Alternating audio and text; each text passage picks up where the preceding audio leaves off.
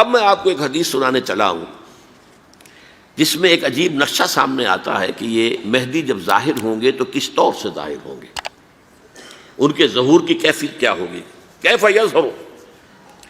یہ روایت ہے حضرت ام سلمہ سے رضی اللہ تعالی عنہا، حضور کی زوجہ محترمہ ہیں، فرماتی ہیں ام سلمہ عن النبی صلی اللہ علیہ وسلم قال یکون اختلاف عند موت خلیفۃ، موت خلیفۃ، حضور نے فرمایا ایک خلیفہ کی موت پر اختلاف واقع ہو جائے گا، خانہ جنگی ہو جائے گی۔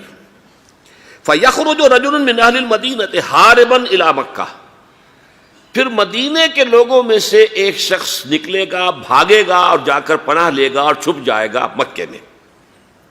فَيَأْتِيهِ نَاسٌ مِّنْ أَهْلِ مکہ، پھر اس کے پاس آئیں گے اہل مکہ، مکہ کے لوگ، فَيُخْرِجُونَهُ، اور اسے نکالیں گے، جہاں وہ چھپے ہوئے ہوں گے وہاں سے نکالیں گے۔ وَهُوَ كَارِهٌ، اور وہ بالکل اس کو پسند نہیں کر رہے ہوں گے، نہ وہ خواہش مند ہوں گے کہ ان کے ہاتھ پر بیعت کی جائے، نہ وہ یہ چاہیں گے کہ وہ میدان میں آئیں اور ان کو جو ہے اپنا لیڈر مانا جائے۔ وَهُوَ كَارِهٌ فَيُبَايِعُونَهُ بَيْنَ الرُّكْنِ وَالْمَقَامِ، لیکن لوگ جو ہے پھر اصرار کے ساتھ ان کے ہاتھ پر بیعت کریں گے رکن اور مقام کے درمیان۔ رکن وہ کونا ہے خانہ کعبہ کا جس میں حجر اسود لگا ہوا ہے، اور مقام ابراہیم جو ہے، ان دونوں کے مابین جو یہ علاقہ ہے یہاں پر وہ بیعت ہوگی۔ وَيُبْعَثُ إِلَيْهِ بَعْثٌ مِّنَ الشَّامِ، ان کے خلاف ایک لشکر بھیجا جائے گا شام سے۔ نہیں کہا جا سکتا کہ باسی حکومت اس وقت کی جو ہے اس کی طرف سے کوئی مسئلہ اس طرح کا اٹھ کھڑا ہو، اس لیے کہ ابھی تو بہرحال باسی حکومت وہاں ہے۔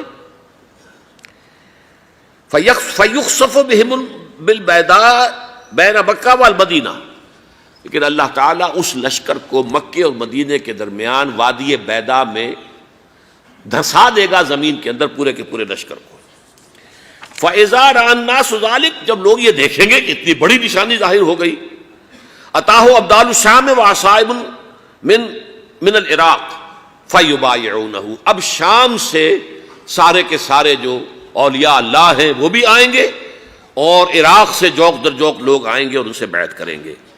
وَيَعْمَلُ فِي النَّاسِ بِسُنَّةِ نَبِيِّهِمْ، پھر وہ عمل کریں گے لوگوں کے مابین، حکومت کریں گے اپنے نبی کی سنت کے مطابق۔ وَيُلْقِي الْإِسْلَامُ بِجَرَانِهِ، اور اسلام اپنی گردن زمین پر ٹکا دے گا۔ وَالْأَرْضِ فِي الْأَرْضِ، زمین میں۔ فَيَلْبَسُ 7 سنین، پھر وہ 7 برس تک حکمران رہیں گے۔ ثم یتوفیٰ، پھر ان کا انتقال ہوگا۔ ویصلی علیہ المسلمون، اور مسلمان ان پر نماز پڑھیں گے۔ یہ جو میں نے آپ کے سامنے نقشہ کھینچا ہے، اس سے اب میں ایک نتیجہ نکالتا ہوں، اسے بھی میرا گمان کہیے، اختلاف بھی کر سکتے ہیں آپ، اگر اس کو وزنی سمجھیں تو قبول بھی کر سکتے ہیں۔ وہ یہ ہے کہ میرے نزدیک ان کے ظہور کا وقت قریب ہے، اور اس کی تھوڑی سی بعد میں مجھے معلوم ہوا کہ جین ڈکسن غالباً نام ہے امریکن اس کا، جس نے یہ پیشن کوئی خبر دی تھی کہ 1962 میں عالم عرب میں ایک بچہ پیدا ہوا ہے کہ جو وہاں کا نقشہ بدل کر رکھ دے گا۔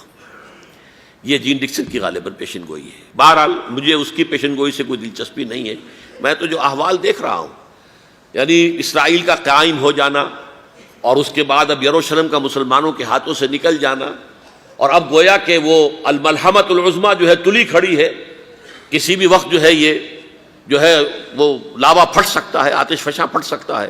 تو یہ تمام حالات ایسے ہیں کہ جن کی وجہ سے میں سمجھتا ہوں کہ ایک تو جو قرآن مجید کے اشارات میں نے آپ کو بتائے، 14 صدیاں، 14 دن میں چاند کا پورا ہونا، والقمر اذا اتسق، 14 دن میں 14ویں کا چاند۔